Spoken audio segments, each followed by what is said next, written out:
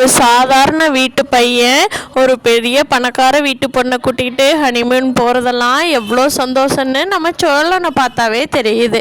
இந்த எபிசோட் பார்க்குறதுக்கு ரொம்ப ஆர்வமாக இருக்கிறவங்க நம்ம வீடியோவை லைக் பண்ணிவிட்டு நம்ம சேனல் இன்னும் சப்ஸ்கிரைப் பண்ணாதவங்க சப்ஸ்கிரைப் பண்ணிக்கோங்க. எல்லாம் பைப்பில் தண்ணி வரல சோழன் நீங்கள் பாருங்க அப்படின்னு சொல்லி எல்லா பைப்பையும் பிடிச்சி சோழன் அங்காட்டி இங்காட்டி எல்லாமே பண்ணிகிட்ருக்காரு.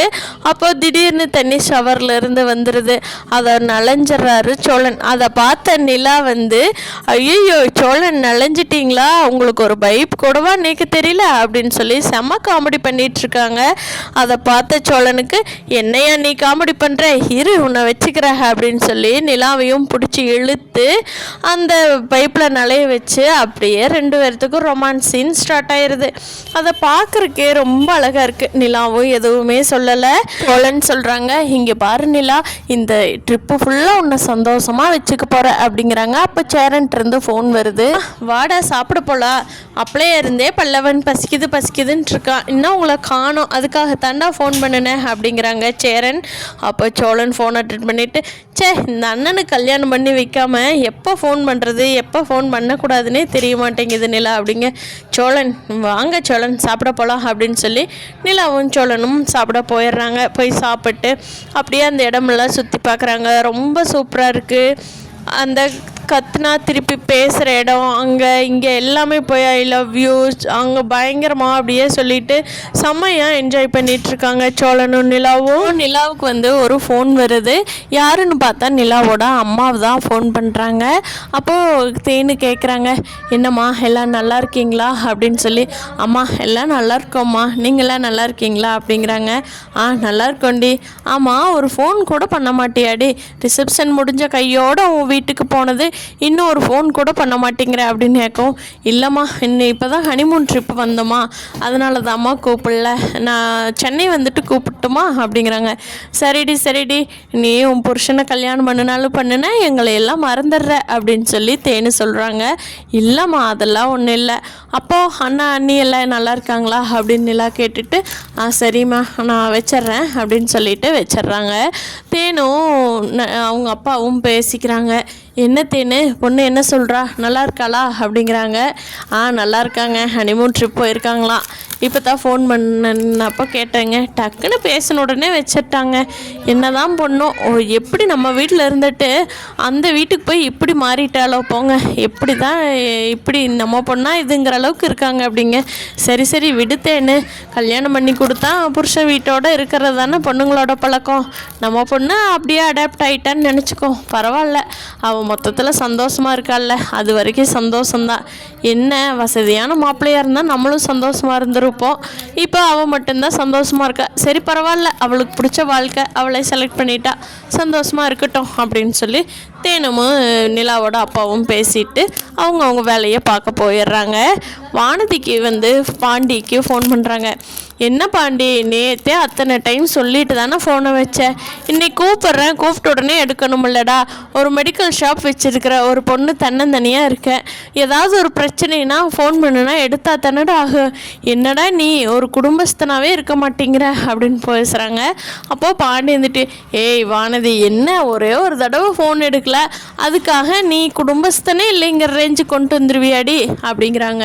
ஏன் சொல்லுடா, ஒரு அவசரம்னா நான் யாருக்கு கூப்பிடுவேன், உனக்கு தானே கூப்பிட முடியும், நீ தானடா வருங்காலத்தில் இந்த கடையோட ஓனரு, இப்படி இருந்தேன்னா எப்படா பாண்டி கொஞ்சம் கூட சீரியஸ்னஸ்ஸே இருக்க மாட்டேங்கிற அப்படிங்கிறாங்க. என்னவானது, நான் சீரியஸாக இல்லை நீ சீரியஸாக இருக்கிறியா, சரிடி இப்போது ஒரு கடையை வச்சு பார்த்தீங்கன்னா தானே உனக்கும் அந்த அருமை தெரியுது, நான் இவ்வளோ நாள் நான் வேலை இருக்குன்னு சொன்னால் உனக்கு என்ன தான் வேலையோ அப்படிம்பில்ல, இப்போ நீ பிஸியாக இருக்கில்ல இப்போ தெரியுதா அப்படிங்கிறாங்க.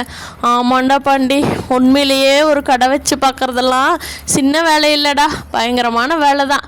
சரி எப்போடா வருவீங்க, எனக்கு ஒரு மாதிரி தனியாகவே இருக்கிறதுக்கு ஒரு மாதிரி கஷ்டமாக இருக்குது, நீங்கள் எப்போ வருவ அப்படிங்க. நாளைக்கு கிளம்பி வந்துடுவோம் கேட்கவும் வானதி, வந்த உடனே மெடிக்கல் ஷாப்புக்கு தான் நேராக வர்றேன் சரியா அப்படிங்கிறாங்க. சரிடா கொஞ்சம் சீக்கிரம் வாடா, நீ இல்லாமல் நான் ரொம்ப கஷ்டப்படுறேன்டா அப்படின்னு சொல்கிறாங்க. சரி வந்துடுற வானதி, கவலைப்படாத. இனி நீ முக்கியமானது எதாக இருந்தாலும் ஃபோன் பண்ணு, நீ கூப்பிட்ட உடனே எடுக்கிறேன்.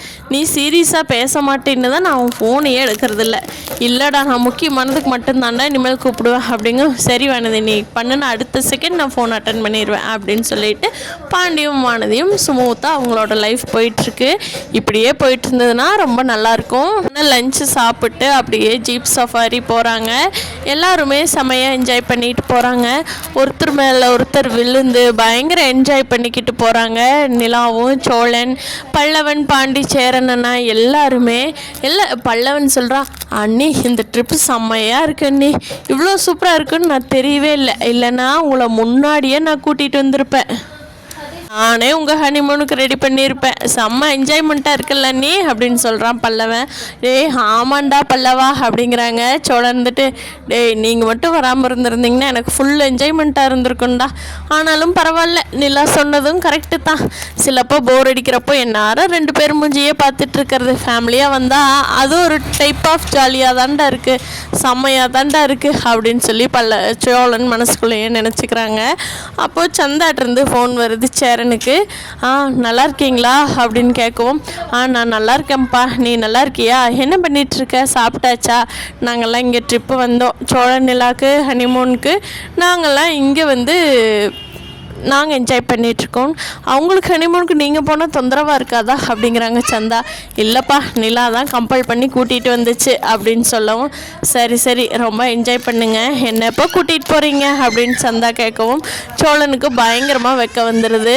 ஃபோனில் பேசிகிட்டு இருக்கிறத சோழன் பார்த்துட்றாரு.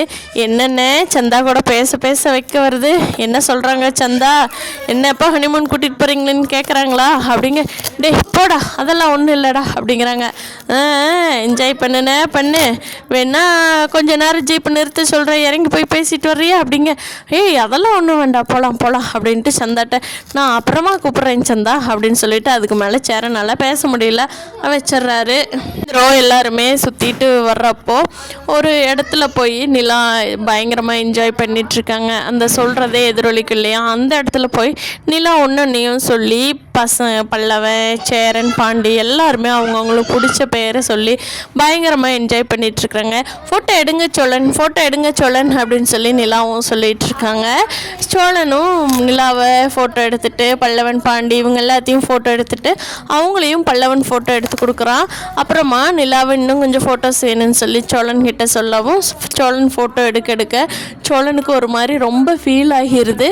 அப்போது நிலா கேட்குறாங்க, சோழன் என்னாச்சு, ஏன் ஒரு மாதிரி இருக்கீங்க, நல்லா தானே இன்ன வரைக்கும் என்ஜாய் பண்ணிட்டு இருந்தீங்க அப்படின்னு கேட்கவும், இல்லை நிலா என் லைஃப்பில் இப்படி ஒரு பொண்ணை கல்யாணம் பண்ணி இப்படி ஒரு ட்ரிப்பு நான் கூட்டிகிட்டு வந்து இவ்வளோ சந்தோஷமாக இருப்பேங்கிறது நான் நினச்சே பார்க்கல நிலா அப்படிங்கிறாங்க. என்ன சோழன் நீங்கள் இதுக்கெல்லாம் போய் ஃபீல் பண்ணிகிட்ருக்கீங்க, அதுதான் நடக்கல, அந்த மொமெண்ட்டை என்ஜாய் பண்ணி லைஃப்பை என்ஜாய் பண்ண வேண்டியதானே அப்படிங்கிறாங்க. இல்லை நிலா உன்னை ஃபஸ்ட்டு நான் கல்யாணம் பண்ணிட்டு வந்தப்போ நீ டிவோர்ஸுக்கு போய் அப்ளை பண்ணப்போலோ என் மனசு என்ன பாடுபட்டுச்சுன்னு எனக்கு தான் தெரியும் நிலா, அவ்வளோ சிரமமாக இருந்தது தெரியுமா. நம்ம கல்யாணம் பண்ணி நம்ம வாழ்க்கையே இப்படி ஆயிடுச்சு, அந்த பொண்ணு நம்மளை விட்டு போக போகிறாளே, நம்மளாம் எதுக்குடா உயிரோடு இருக்கோம், நம்மளாம் பிறந்ததே வேஸ்ட்டு, இந்த லைஃப்லாம் யாருக்கும் இருக்கக்கூடாது, பிறந்த லைஃபே வேஸ்ட்டுன்னு நினச்ச நிலா. ஆனால் என்னோடய லைஃப்பையே மாற்றி கலர் இல்லாத காடாக கிடந்த கலர் நிலத்தை நீ வண்ணமயமாக பூக்களாக நீ அலங்கரிச்சிட்ட நிலா. உனக்கு எப்போவுமே என் லைஃப் லாங் உனக்காக நாங்கள் சேவை செய்ய கடமைப்பட்டிருக்கேன் நிலா அப்படின்னு சொல்லி சோழன் ரொம்ப உருக்கமாக சென்டிமெண்ட்டாக மாறிட்டார். நிலா அப்படியே கட்டி பிடிச்சி சோழன் உங்களை மாதிரி ஒரு பையன் கிடைக்கிறதுக்கு நான் தான் கொடுத்து வச்சுருக்கேன்னு சோழன். எங்கள் அம்மா அப்பா என்ன வசதியாக மாப்பிள்ளை பார்த்துருந்தாலும் இப்படி ஒரு குடும்பம் இப்படி ஒரு பாசமான மாப்பிள்ளையும் எனக்கு கிடைச்சிருக்கவே மாட்டாங்க சோழன். நீங்கள் என்னை யாருன்னே தெரியாமல் தான் கல்யாணம் பண்ணினீங்க, ஆனால் உங்களை பற்றி அனைத்தும் தெரிஞ்சுக்கிட்டு தான் நான் உங்களை கல்யாணம் பண்ணினேன் சோழன். இந்த மொமெண்ட் என்ஜாய் பண்ணுங்கள், பழசையெல்லாம் நினச்சி பார்க்காதீங்க, ஜாலியாக இருப்போம், இப்படியே நம்ம லைஃப் லாங் கொண்டுட்டு போயிடுவோம் அப்படின்னு சொல்லி ரொம்ப எமோஷ்னலாக கொண்டுட்டு போயிருக்காங்க இந்த சீனை.